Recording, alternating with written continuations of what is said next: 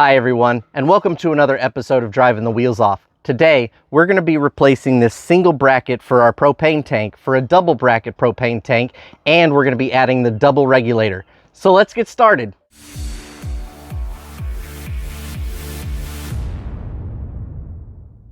Let's start by removing the hose from the propane tank and then removing the propane tank from the bracket. Now let's remove the top part of the bracket. In my case, the lower bracket is actually welded on. So what I'm going to do is I'm going to cut that off so that we can lay our double bracket flat across the tongue of the trailer. Now that I have the old bracket out of the way, I'm going to set the double bracket in place, line up where I want the holes to go, mark them, and then drill them. Now let's go ahead and install the hardware and then go ahead and put the propane tanks in place. Now let's remove the old regulator. Now I'm going to prep and install the new regulator. Now we're going to secure the propane tanks and attach the new regulator to the new double bracket. Now let's attach the hoses to our propane tanks. Now that we have the hoses attached, let's go ahead and make sure we choose which propane tank we're going to be using and go ahead and turn on the propane tanks.